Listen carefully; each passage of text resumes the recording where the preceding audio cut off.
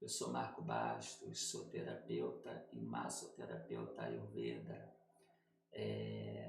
O Ayurveda é uma medicina indiana muito utilizada há mais de 6.000 anos na Índia, né? E é uma medicina curativa, né? Preventiva, no sentido de prevenir doenças, manter saúde e também curar as próprias doenças que se instalam no corpo. Pode ser mental, pode ser no corpo físico, pode ser no corpo espiritual.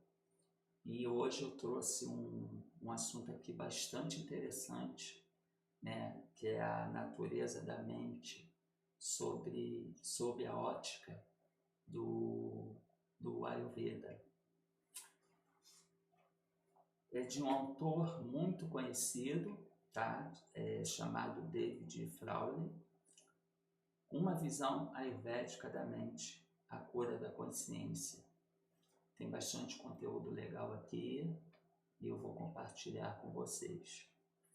É surpreendente notar que existem tantas ideias sobre a natureza da mente e acerca do modo como ela funciona. Variados sistemas de psicologia, filosofia e religião definem a mente de maneiras que podem ser radicalmente diversas ou até contraditórias.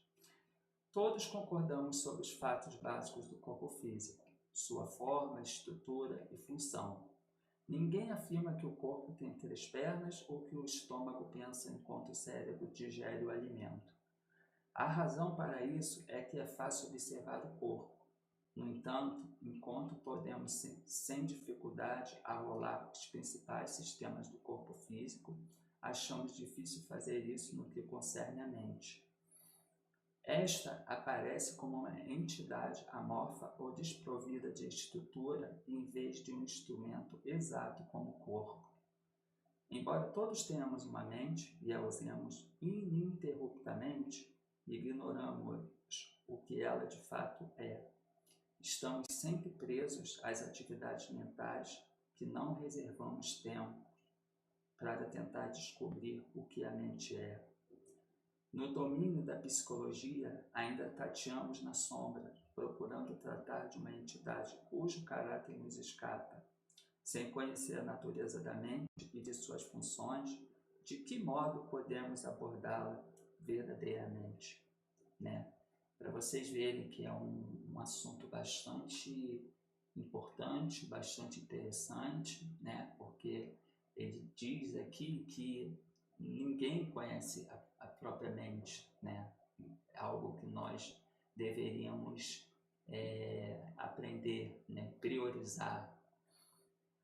Precisamos entender quem somos na realidade. O pensamento, como o conhecemos habitualmente, é uma função do ego ou de um eu separado, uma inclinação pessoal subjetiva da tônica do modo como vemos a mente, tornando quase impossível uma afirmação objetiva de suas capacidades. O primeiro passo em toda psicologia verdadeira, portanto, é entender a mente e o modo como ela funciona. Qual é a natureza desse instrumento magnífico a que chamamos mente? Qual a sua relação com quem somos? Qual a sua relação com o corpo? Qual a correta função da mente? Será que podemos aprender a ver a mente de modo tão objetivo quanto a maneira com que vemos nossas mãos e pés? Com relação a essas questões, o Ayurveda e a Yoga oferecem introvisões extraordinariamente agudas. Eu trouxe aqui um slide para vocês, onde eu vou explicar um pouquinho, tá? Mais sobre cada tema, né? Abordado dentro da natureza da mente.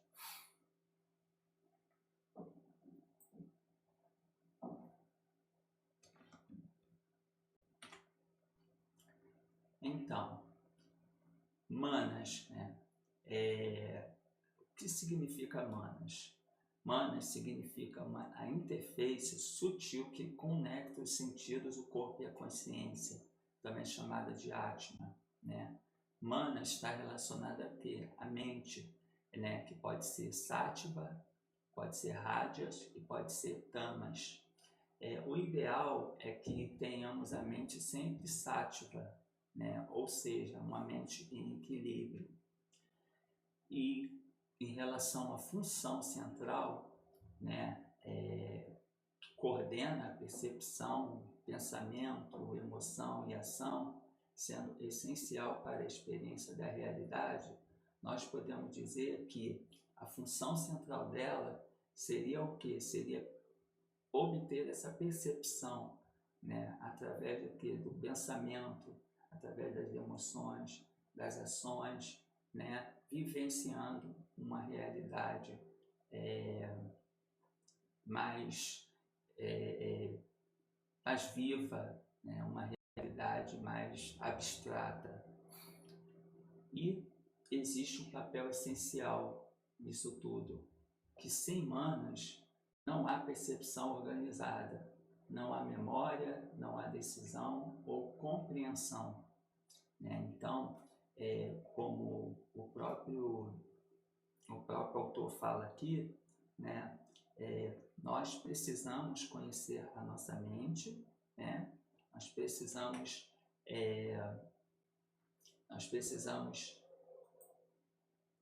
buscar o desenvolvimento, né, da mente através do pensamento, né, através do conhecimento de quem nós somos, né, nós somos verdadeiramente, o que nós buscamos, né, nesta vida, o que nós buscamos deste mundo. E como chegar a conhecer a mente? É possível imaginar alguém sendo colocado no banco do motorista com o automóvel em movimento e a pessoa não sabendo dirigir, nem frear, nem manobrar o volante, ele ignorando quando pisar na embreagem? É impossível. Naturalmente, essa pessoa sofreria um acidente e, se sobrevivesse, ficaria com um medo permanente de dirigir, que seria o mais óbvio, né? Aquele trauma que muitas das vezes a gente traz até mesmo da infância, que a gente cresce, né? A gente fica adulto e a gente, na maioria das vezes, a gente morre com esse trauma sem tomar conhecimento, né?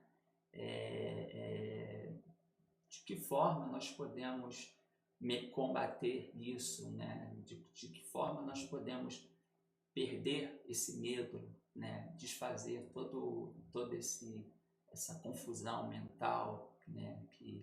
que se forma através de um trauma sofrido, né? Isso tem muita relação em casos também de abusos,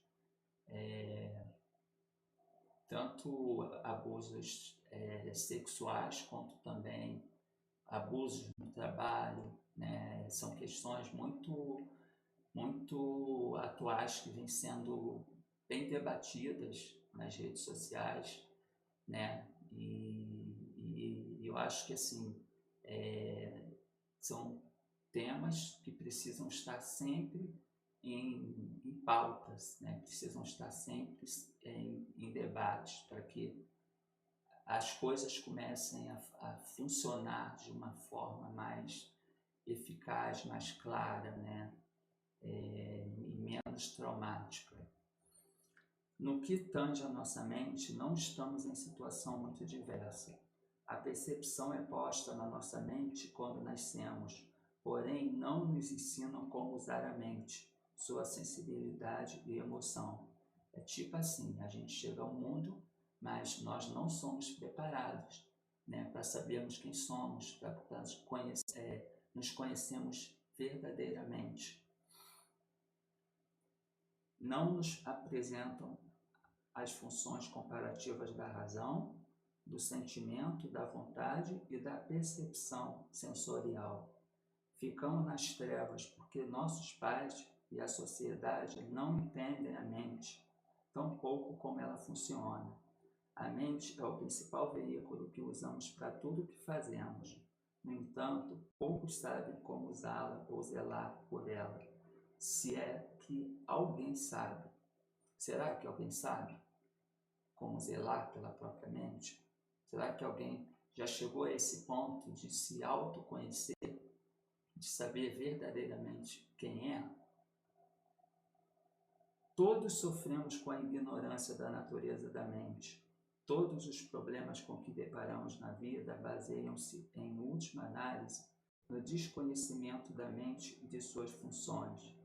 A partir desse problema fundamental, vêm à luz diversos problemas secundários, como a maneira de satisfazer nossos desejos ou de evitar aquilo de que temos medo, os quais, por importantes que possam parecer, são tão somente a consequência natural dessa ignorância fundamental acerca da mente. Por exemplo, se não sabemos guiar um carro de um modo satisfatório, o problema de aonde ir com ele não é relevante. Entretanto, consideramos esses problemas derivados como sendo fundamentais, ou colocamos a culpa nos outros por esses mesmos problemas, tornando-os questões sociais, morais ou políticas, sem compreender que eles são apenas um problema, o não entendimento da mente. É mais fácil a gente culpar o outro, a gente jogar a culpa, a responsabilidade do nosso desconhecimento, das nossas más ações no outro, do que a gente procurar buscar a resposta dentro da gente mesmo, dentro de si. A partir de uma compreensão equivocada da mente, desenvolvemos ideias falsas sobre o mundo e passamos por apuros em nossas relações sociais. Valendo-me de uma outra analogia, se não entendemos como o fogo funciona, podemos nos queimar. Isso não significa que somos ruins, nem que o fogo é ruim, mas apenas que não entendemos o fogo e suas propriedades. A mente tem suas qualidades, e a exemplo do fogo pode ser usada tanto para o bem como para o mal. Ela pode ser a causa de grande felicidade ou de catástrofes no mundo, como a história tem mostrado repetidas vezes, como a gente tem visto com bastante frequência, nas redes sociais, a gente vê nos telejornais, como, por exemplo, as grandes guerras, Por quê? Justamente por isso, por esse fracasso mental, por esse desconhecimento de quem realmente nós somos, do que a nossa mente é capaz de produzir, como o autor mesmo fala aqui no livro, a mente ela tem dupla finalidade, ela pode ser trabalhada tanto para o lado positivo quanto para o lado negativo. Embora nos últimos tempos a gente tenha visto ela sendo trabalhada mais para o lado negativo do que positivo.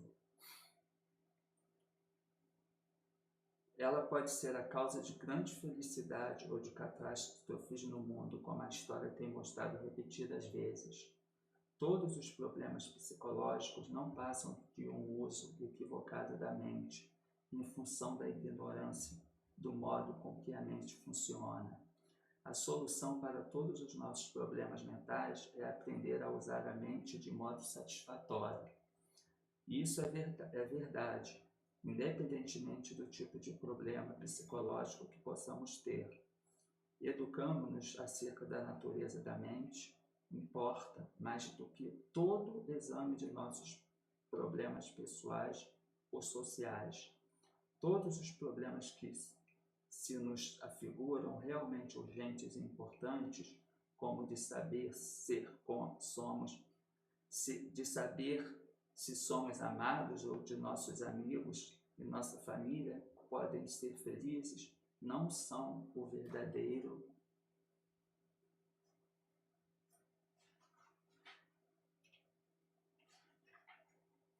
problema e não podem ser resolvidos diretamente. O problema real é como usar o instrumento mais importante da nossa existência, a nossa mente. Aprender a usar de modo correto os recursos da mente não apenas resolve nossos problemas psicológicos, mas também nos leva à compreensão superior de nós mesmos. Nos leva à vida espiritual, que é a nossa real ocupação como seres conscientes. Então podemos transcender a mente, que por natureza é limitada, para a percepção pura, não tolhida pelo tempo nem pelo espaço, tampouco pela causação. Para tudo na vida temos de principiar com a compreensão da mente. Novamente, eu trouxe um outro slide aqui para vocês. Tá? Vou explicar para vocês.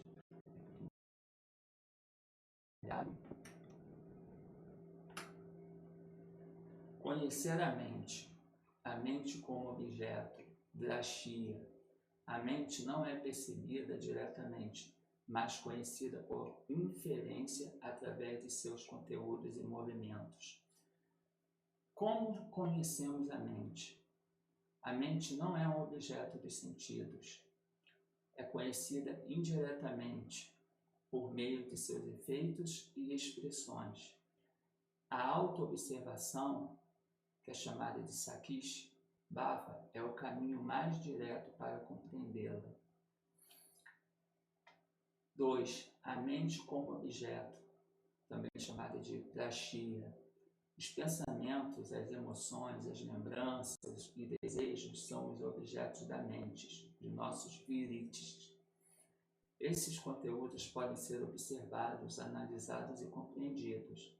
Assim como o lago reflete a lua, a mente reflete a realidade para a consciência, que é chamada de Atma, né, dentro da medicina Ayurveda, né? E o terceiro tópico, implicação prática. O que isso quer dizer? Observar a mente cria distância saudável dos padrões mentais, permite discernimento e escolhas mais conscientes, essencial para o tratamento de desequilíbrios mentais e emocionais na Ayurveda. Em resumo, a mente é um objeto observável, tá? Seus conteúdos são passageiros, mas o observador é constante. Você não é seus pensamentos, você é o observador deles. Quer dizer, você não vê, né? Por quê? Porque a mente ela está ligada ao campo sutil, né? Mas você consegue, de uma certa forma, observar, né? Sem que você, na maioria das vezes, tenha essa consciência. Você tenha consciência de que você que existe uma conexão entre você, né, um ser físico, e a sua mente.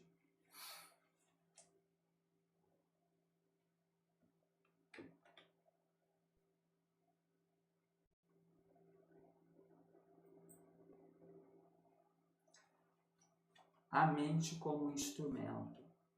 O segundo fato importante sobre a mente, que deriva de sua natureza material, é que ela é um instrumento ou uma ferramenta. Os próprios órgãos do sentido são instrumentos. O olho é um instrumento para ver, o ouvido para ouvir e assim por diante. De modo semelhante, a mente, que trabalha para processar as informações sensoriais, é em si mesma um instrumento, um meio de adquirir informações do mundo exterior. É o principal instrumento que usamos para funcionar na vida. A mente é uma instrumentalidade do conhecimento projetado pela inteligência cósmica para permitir que a consciência tenha experiências. A mente é a máquina suprema, o computador dos computadores, a maior organização da matéria, aquilo que permite ao mundo material ser cognoscível. Note-se que estamos falando da mente, não do cérebro. Mente é uma coisa, cérebro é outro. Este é o órgão físico por meio do qual a mente trabalha. ou seja, a mente trabalha por meio do cérebro. O cérebro é um ser físico, a mente é sutil. Não estamos conscientes do cérebro em si, nem de sua estrutura. Só estamos conscientes do nosso processo real do pensamento. A mente não é o cérebro, é algo mais sutil. O cérebro é o veículo para a mente e reflete suas operações, mas a mente não se limita ao conjunto físico do cérebro, assim como uma pessoa não se limita à sua sombra. Como eu falei aqui, o pensamento existe, né? A mente existe por conta do cérebro. Quer dizer, o cérebro serve apenas como veículo para a mente obter o pensamento. Observe que dizemos a minha mente, indicando que a vemos como instrumento. Podemos dirigir nossa atenção, usar nossa faculdade do raciocínio, desenvolver nossa vontade. Podemos cultivar nossos sentimentos. Contudo, se a mente é um instrumento, não somos a mente, assim como não somos nenhum outro instrumento que usamos na vida. Como qualquer instrumento, somos nós que o utilizamos e devemos dominar sobre ele e não deixar que ele nos diga o que fazer. Esquecemos, no entanto, que a mente é nosso instrumento, embora dela falemos como sendo nossa e não de nós mesmos como sendo a mente. Quer dizer, nós somos a mente, né? Deixamos que a mente nos diga quem somos e o que devemos fazer. Ao nos tornar escravos da mente, perdemos o controle do nosso destino e tornamos-nos cativos do desejo da mente, o qual não é nosso, mas advém do mundo exterior.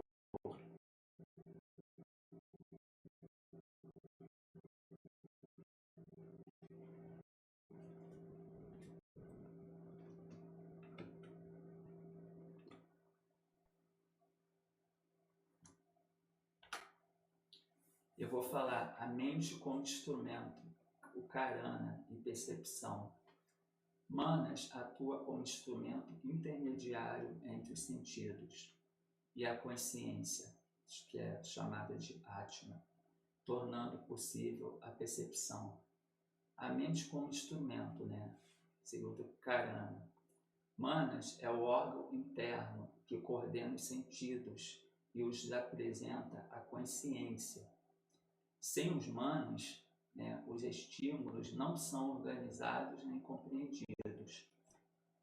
Integra, seleciona e direciona a atenção para o que é relevante, essencial para o funcionamento cognitivo e emocional. Quer dizer, sem manas, né, nós não teríamos esse funcionamento cognitivo e emocional, né? Porque manas representa o que? A nossa mente, o nosso pensamento, né? São sáttvas, rádias e tamas. Nesse segundo processo aqui, o processo perceptivo, né? Nós temos o objeto, temos aqui uma flor de lótus, temos indriya, né, o sentido, nariz, né? Temos o manas, que representa a nossa mente, e temos o atma, que representa a nossa consciência. O objeto, né, o primeiro item, a flor de lótus, é captado pelo sentido, né? Pelo indriya, né? O sentido leva a informação a manas, quer dizer, o objeto, a flor de lótus, é captado pelo sentido, né, pelo indriya, que leva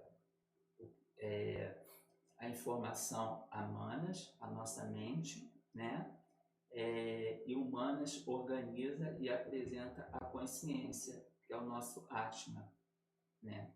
Quer dizer, somente então ocorre a percepção, para você ver como é um processo perceptivo. A gente passa pelo processo do objeto, né?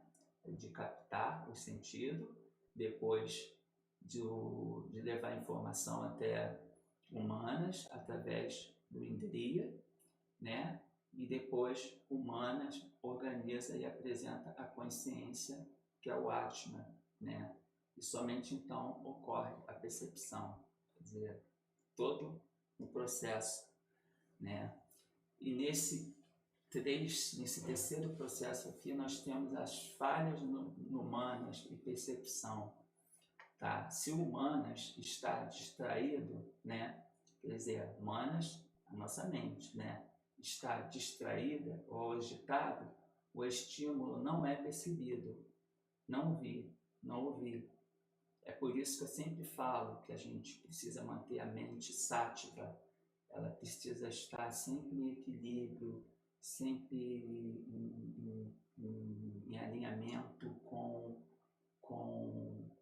o pensamento, um pensamento positivo, ela precisa estar sempre calma, menos agitada, porque senão ela não consegue raciocinar,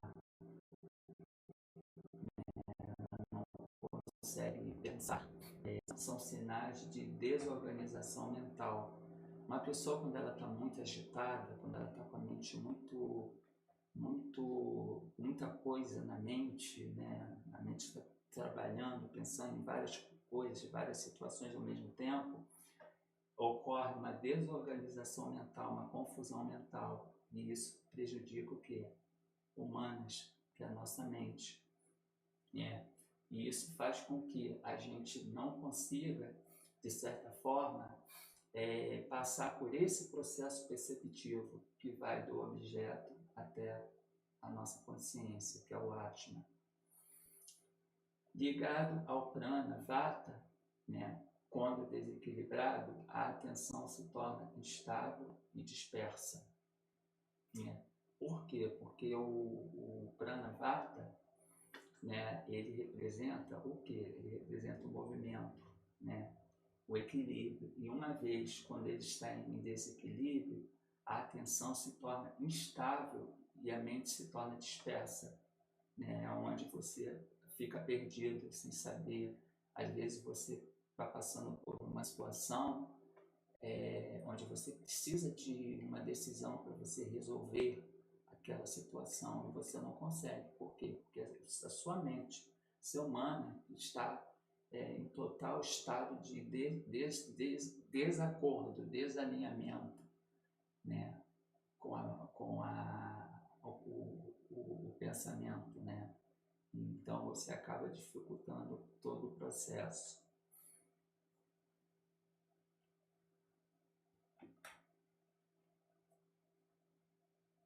Retornando aqui para mim.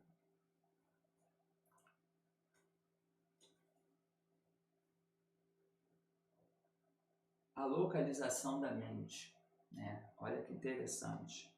Não há nenhum local particular no corpo físico onde se possa dizer que a mente esteja situada.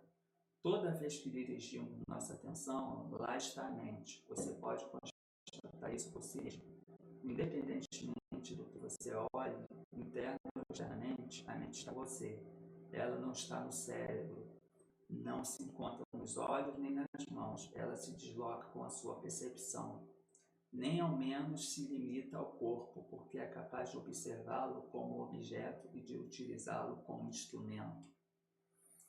Em geral, julgamos que a mente se localiza na cabeça ou no coração.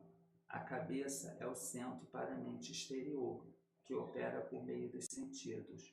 O coração é o centro da mente interior ou da natureza sensível, que transcende os sentidos.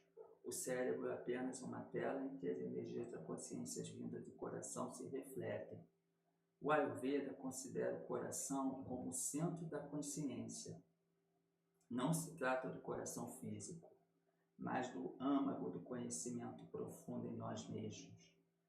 Não deveríamos confundir esse centro com uma região do corpo. Ele perpassa a nossa atividade mental.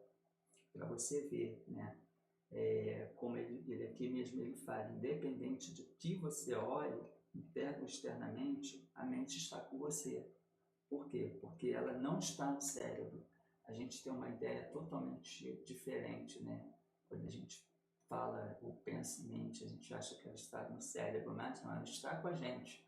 Em algum lugar, em alguma parte de dentro de nós, do nosso corpo, mas ela está com a gente, ela não está na nossa cabeça, ela não está no nosso cérebro. A natureza atômica da mente. Depois de analisar a natureza fundamental da mente, agora podemos nos ocupar mais pormenorizadamente de sua estrutura. Atente o leitor para como sua atenção funciona e muda. A coisa mais importante que notamos acerca da estrutura da mente é que ela é atômica ou semelhante a um ponto em sua natureza. A mente consiste em diversos pontos do pensamento, do sentimento e da sensação, seguindo-se uns aos outros em sucessão veloz. Uma vez mais, o leitor pode observar isso por si mesmo, que se sente tranquilamente e repare em como seus sentidos funcionam, como quando olha uma árvore, que observe o movimento mutável de sua mente e o modo como ela tenta construir a realidade do objeto, a partir de seus pontos mutáveis de atenção. A mente não tem forma nem tamanho determinados, ela assume a forma e o tamanho de todo objeto que examinamos. Entretanto, ela sempre consiste numa série de pontos de atenção.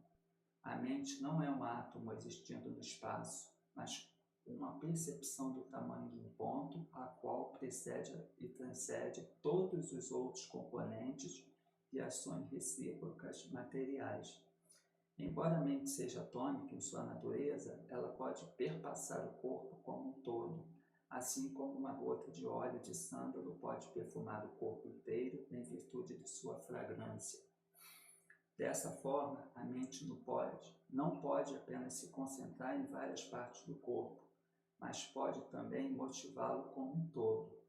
De modo semelhante, ela pode nos perpassar todo o campo da percepção. Conquanto isso dure apenas um instante, esses momentos se seguem uns aos outros, dando-nos certa sensação de todo um campo de percepção. A mente é como um pintor pontilhista. Ela constrói a realidade em pontos. E essa realidade, não obstante, deve sempre se furtar a ela, de vez que não se pode chegar ao todo por meio de fragmentos. O conhecimento da mente é inerentemente limitado pela natureza, que assemelha um ponto e que é própria da mente. Esta dá uma série de instantâneos que nos permitem formar uma visão da realidade. No entanto, seus instantâneos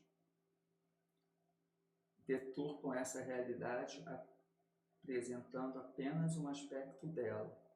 Porquanto a mente é tão só um ponto de percepção, toda a mente é única, tem sua perspectiva peculiar e potencialmente suas inclinações inatas. Em mais um slide que eu vim trazendo aqui para vocês, tá? Eu vou explicar um pouquinho mais aqui, tá? Por que é tão difícil controlar a mente? A visão do Ayurveda sobre o funcionamento do manas, né, da mente. Porque a natureza da mente, manas, são substâncias sutis, dravya, que conecta sentido e ação. A mente, ela pode ser instável, móvel e reativa, que são predominâncias de Vata, Vata dosha. Função mental essencial: Sankalpa, Vikalpa, decisão versus dúvida. Muitas das vezes a gente se pega, né, a gente precisa tomar aquela decisão e a gente fica na dúvida se aquela decisão que a gente optou por tomar é a mais aconselhável, é a mais benéfica, é a mais resolutiva. Oscilação constante entre foco e dispersão, né? Sempre há essa oscilação, né? Entre o foco e a dispersão. A gente tem muitas pessoas que vivem dispersas, né? as pessoas geralmente são chamadas, isso é chamado de TDAH, né? Transtorno dissociativo, né, de atenção, transtorno dissociativo de atenção, alguma coisa. Agora que não me veio à cabeça. Então, pessoas com TDAH passam muito por essa situação de oscilação constante entre o foco e dispersão. Por quê? Porque elas são pessoas que não conseguem focar, né? Elas se distraem assim, por pouca coisa, né? Então, elas acabam saindo ali do foco, né? E precisam de atenção, precisam de tratamento para isso.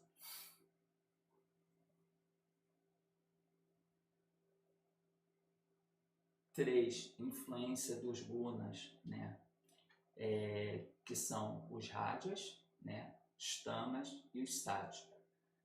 Os rádias, pessoas que têm, embora nós tenhamos todos os 3 gunas, né? Nós temos influência dos 3 gunas, né? Mas assim, existem uns que são um pouco mais predominantes, né? Às vezes em determinados indivíduos, né? Porque na verdade há essa oscilação, né? É muito parecido nessa questão com os doshas, né? Que nós possuímos os 3, né? Temos o predominante, mas é sempre uma oscilação entre os 3. E quando um oscila, os outros 2 acabam se desequilibrando. Mesma coisa é o rádias. Rádias, a mente rádias, significa mente agitada, ansiosa, excesso de pensamentos, né? Pessoas que trabalham muito com, por exemplo, na área administrativa. Essas pessoas, elas são muito agitadas porque elas têm prazo para entrega de impostos, né? Eu já fui da área administrativa, então eu tenho conhecimento sobre o assunto, né? Então, elas vivem muito agitadas, ansiosas, né? Porque elas têm prazo para entregar os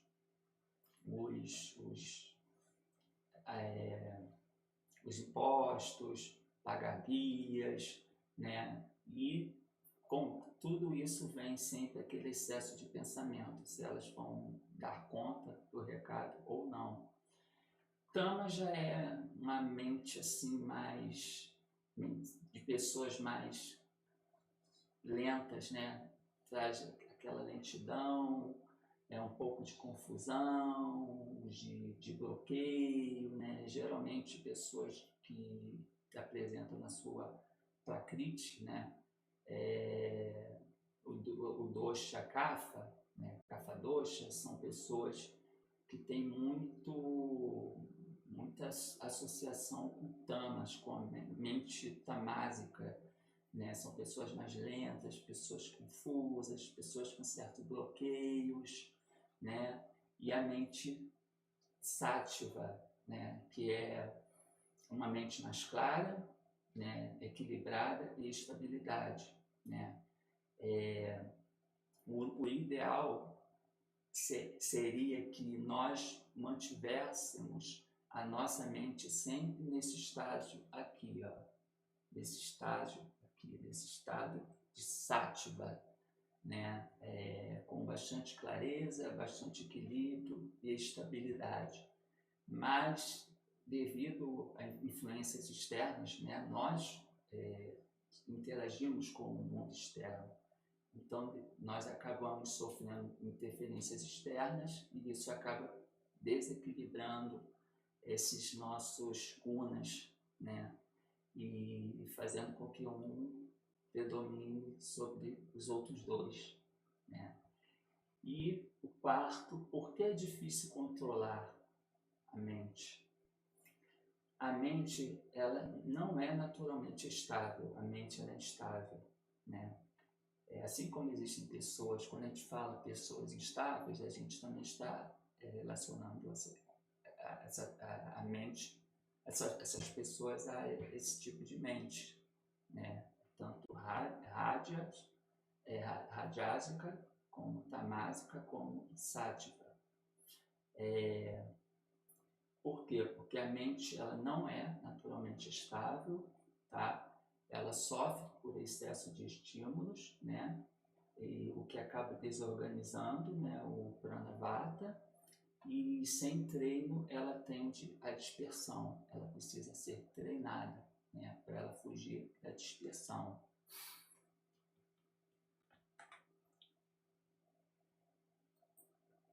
Voltando para cá, eu vou falar agora para vocês sobre a natureza dualista da mente.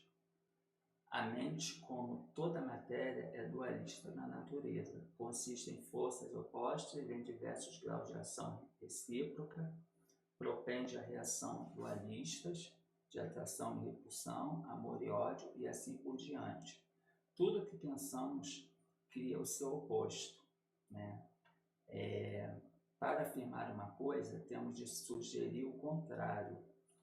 Isso deve-se ao fato de que é importante não acostumar a mente à negatividade, ao pecado e à culpa. A gente precisa sempre procurar manter a mente positiva, pensar em coisas positivas, né? Porque se a gente pensar em algo contrário, aquilo vai, de uma certa forma, se concretizar, né? Então, o ideal é que nós mantemos a nossa mente sempre em estado de sátiva, né? Sempre em equilíbrio, né? Clareza, justamente para quê? Para a gente evitar o adoecimento dela.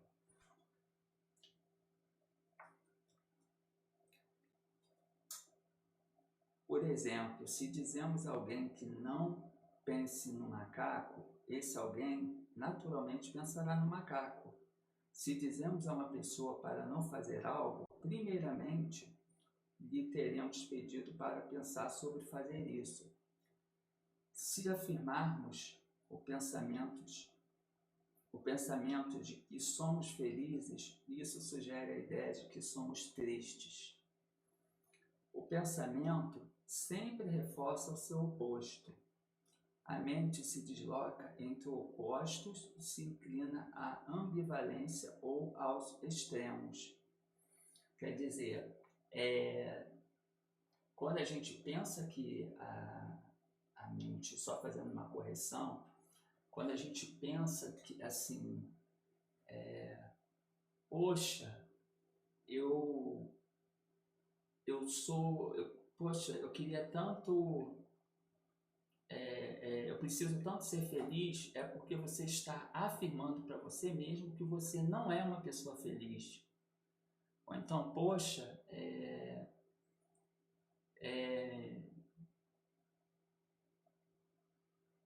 meu dinheiro não dá para nada. Eu trabalho, meu dinheiro não dá para nada. Quer dizer, você está afirmando que o seu dinheiro realmente o seu dinheiro não dá para nada. Então, perdão, você vai estar afirmando que o seu dinheiro dá para tudo, entendeu? É justamente o contrário, é o oposto, né? A mente trabalha em sentido oposto, né? Embora pessoas dizem que a gente tem que ter sempre pensamento positivo, mas se a gente buscar sempre o pensamento positivo, a impressão que dá é que o nosso pensamento é negativo. É interessante isso. A mente se desloca entre opostos e se inclina à ambivalência ou aos extremos. Ela pode facilmente cair presa dos opostos ou vir a ser vítima de sua própria tendência para mudar de ideia. Por essa razão, não deveríamos tentar obrigar a mente a se voltar a nenhuma direção determinada, mas deveríamos procurar conservá-la longe de quaisquer extremos. Olha que coisa interessante, né? A gente faz totalmente diferente, né? A gente, na verdade, a sociedade nos coloca a ideia de que a gente tem que estar sempre correndo atrás, de que a gente tem que estar sempre buscando alguma coisa, né? Quando, na verdade, o autor David Frawley, ele fala exatamente o contrário. Ele sugere que a gente não force a nossa mente, que a gente não viva essa busca incessante. Tem pessoas que buscam muito dinheiro, tem pessoas que buscam muito prazer no sexo, quando na verdade a nossa mente deveria ficar ali quietinha, em estado sátivica, agindo naturalmente, né? Não sobre forçação de barra, né? Então é exatamente isso que o Dr. Frawley retrata nesse livro. A dificuldade em controlar a mente, né, que eu acabei de falar para vocês, em virtude de sua natureza mutável, semelhante a um ponto sutil e dualista, é difícil aprender a mente, quase impossível controlá-la. Ela tem natureza e movimento peculiares, os quais tendem a causar impressões sobre nós ou a tornar-nos vulneráveis a eles mesmos. Na verdade, não há nada mais difícil de controlar do que a mente. A vida humana é apenas uma luta para aprender a controlar a mente. Se conseguirmos isso, teríamos conseguido tudo e teríamos feito a coisa mais difícil em todo o universo. A incapacidade de controlar a mente gera a tristeza e é o elemento responsável pelo processo da doença. Como eu acabei de dizer aqui para vocês, a incapacidade de controlar a mente, né, gera tristeza e é o elemento responsável pelo processo da doença. Então, o ideal é que você não tente controlar a sua mente, que você deixe a sua mente fluir, né, e ir embora. E assim você vai ser mais saudável e você vai prevenir as doenças, né, e manter a sua saúde sempre estável, principalmente a sua saúde mental.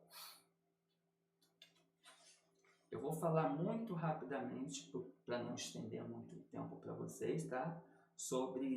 Vou fazer um resumo sobre uma experiência prática com a mente, tá? Examine você mesmo a natureza da sua mente. Escolha um objeto, de preferência algo pertencente ao mundo natural, como uma árvore. Volte a atenção para esse objeto. Observe como sua atenção muda de instante em instante à proporção que você tenta reparar nela. Por meio de uma série de percepções mutáveis, atente para o modo como você constrói a ideia ou a forma total da árvore, a qual nunca consegue perceber de uma vez só. Tente concentrar a atenção em determinado ponto da árvore. Observe como sua atenção não pode ser mantida em um único lugar, porém sem parar, se move ao seu talante. Por fim, examine o ego ou o eu pensamento. Veja como isso é a raiz dos outros pensamentos e de que modo a mente está basicamente encerrada em si mesma na sua função. Não tente pensar o pensamento eu. Observe que isso não é possível. O eu é o ponto referencial inerente, o centro da mente. Aprenda a usar a mente como instrumento, desenvolva diversas experiências e observações desse tipo, e dessa forma você deixará de ser a vítima desse instrumento sutil. Quando aprendermos a observar a mente, deixaremos de ser as vítimas do que se passa na nossa mente, conseguindo o controle de ser as vítimas. Conseguindo o controle de nossa mente, não seremos mais dominados pelos impulsos advindos dos sentimentos e do condicionamento do mundo exterior. Seremos capazes de ser quem realmente somos e de criar o que está em harmonia com as aspirações do nosso coração. Eu vou trazer aqui para vocês os últimos slides, tá?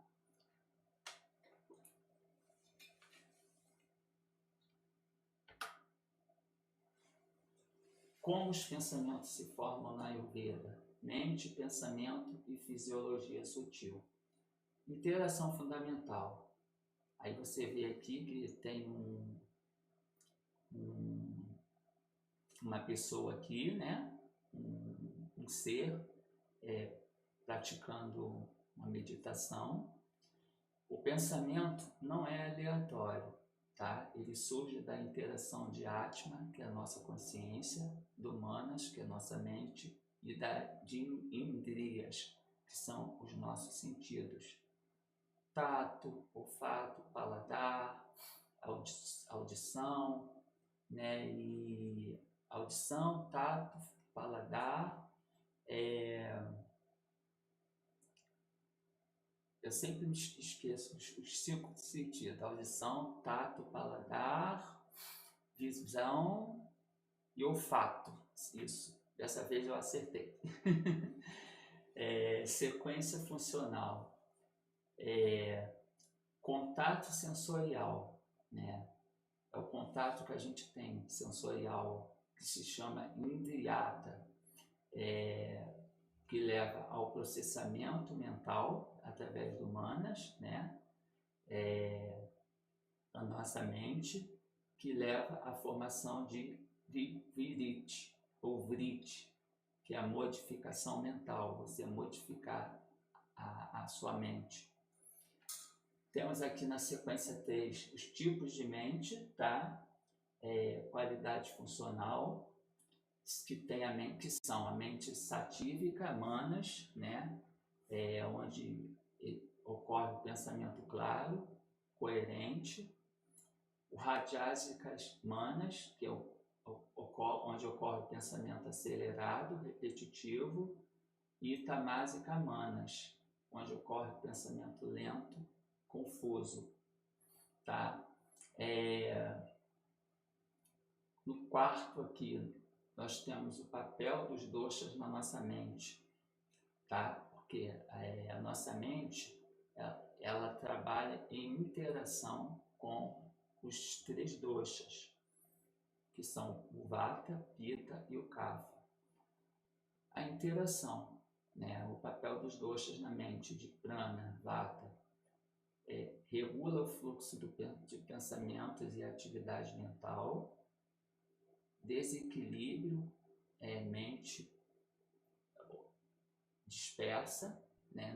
No desequilíbrio, mente dispersa, ansiedade, pensamentos intrusivos, tá? Sadaka Pitta é responsável pelo processamento emocional e cognitivo, tá? Em desequilíbrio, irritabilidade, traz irritabilidade, julgamento excessivo e crítica. E Tarpaka Kapha proporciona estabilidade, memória e sustentação mental. Em desequilíbrio, proporciona letargia mental, apego e resistência à mudança.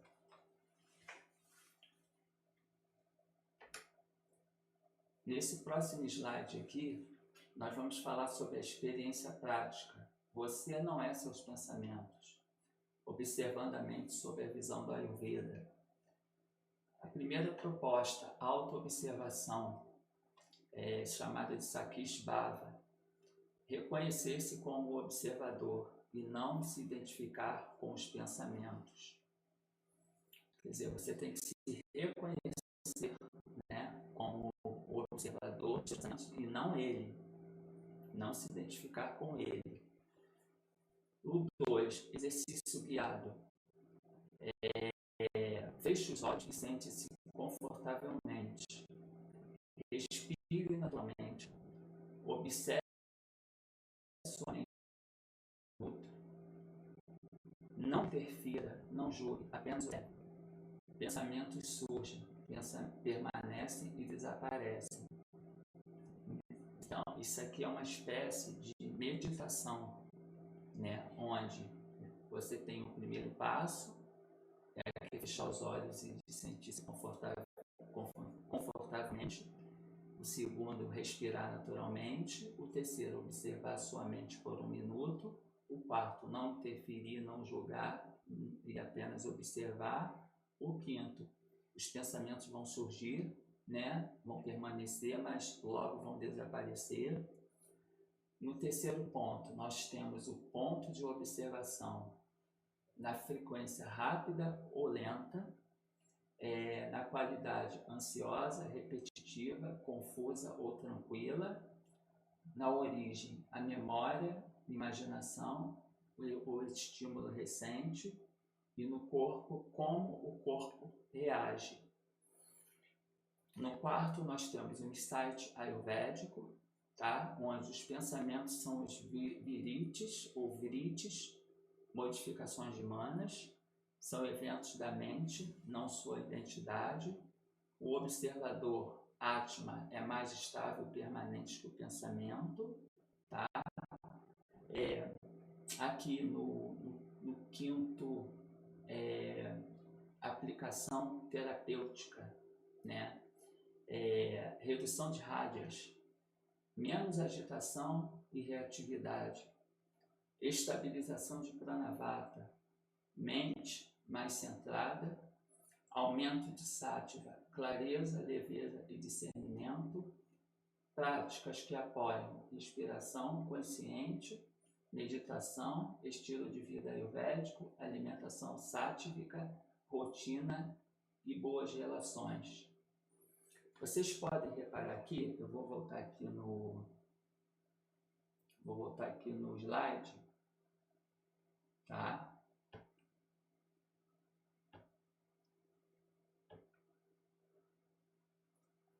Aqui vocês viram desse processo perceptivo cada um dos objetivos, né? O objeto, o sentido, a mente e o Atma. Esse processo é justamente o que ocorre neste processo aqui. Tá vendo? Você tem a proposta, né, da autoobservação, você tem a meditação guiada, né, ou não.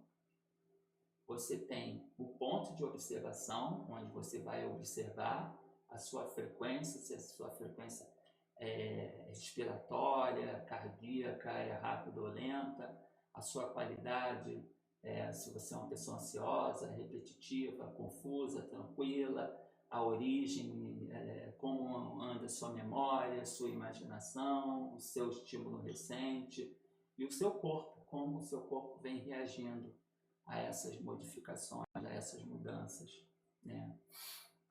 E os insights, né, ayurvédicos são aqueles pensamentos, né, que vêm com modificação dos manas, são os eventos da mente, né, não a sua identidade, o observador, né, o Atma, né, que é a consciência, é mais estável e permanente que o pensamento, e na quinta nós temos a aplicação terapêutica, que seria a redução de rádios, né, você reduzir rádios, né, menos agitação, reatividade, estabilização de pranavata, mente mais centrada, aumento de sátiva, clareza, leveza e discernimento, práticas que apoiam, respiração consciente, meditação, estilo de vida ayurvédico, alimentação sátrica, rotina e boas relações. Isso aqui é uma espécie de dinacharya, né? Dinacharya nada mais é do que uma sequência, né, de objetivos que você deve seguir para buscar bem-estar, né, em prol do bem-estar, bem-estar mental, do bem-estar corporal, bem-estar emocional. Então, se refere exatamente a isso aqui, a essa aplicação terapêutica. E temos o sexto, a conclusão, que controlar a mente não é repressão, é regulação mais consciência. Você regular sua mente tendo consciência.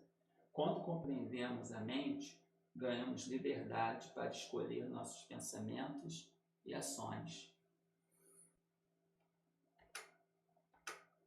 E este foi o último slide. Vou voltar agora para mim.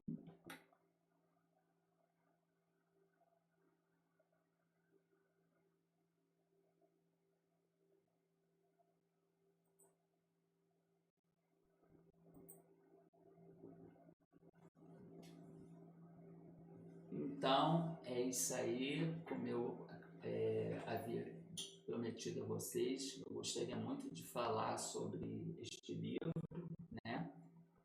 Uma visão ayurvédica da mente. Eu achei ele muito interessante, né? Porque aqui o Dr. David Frawley, ele fala muito sobre essa questão do conhecimento da mente, né? Da não forçação da mente, né? Da clareza da mente, do conhecimento, da manutenção da saúde da mente, né? Porque o Ayurveda sempre foca na questão da prevenção das doenças, e ele sempre coloca que as doenças elas iniciam, né, geralmente na parte mental, né, na saúde mental. Então, é muito importante que você tenha consciência e você tenha um cuidado com a sua mente, mas que para isso você tenha conhecimento da sua mente, de quem você é, e que você viva com aquela perspectiva não de sempre de busca por alguma coisa, mas sempre de tranquilidade, de fluir, deixar que a mente flua naturalmente sem você forçá-la. Então é isso aí, eu vou ficando por aqui hoje. Espero que vocês tenham gostado dessa live.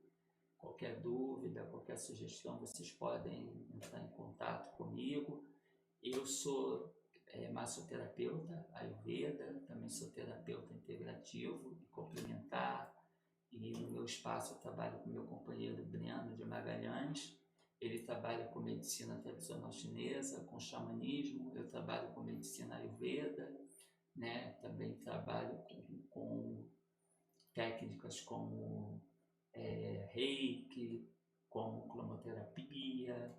Trabalhamos com massagem também modeladora, trabalhamos com massagem, drenagem linfática, massagem relaxante. Então, vocês precisando, podem entrar em contato conosco. Nós atendemos aqui na cidade de Nova Friburgo, em 2 espaços, e vocês podem entrar em contato através do nosso Instagram, através do nosso WhatsApp, até mesmo aqui pelo YouTube, e nós agendamos uma consulta com vocês, né, para conhecer vocês, e ficamos por aqui. Muito obrigado pela audiência e Namaskara.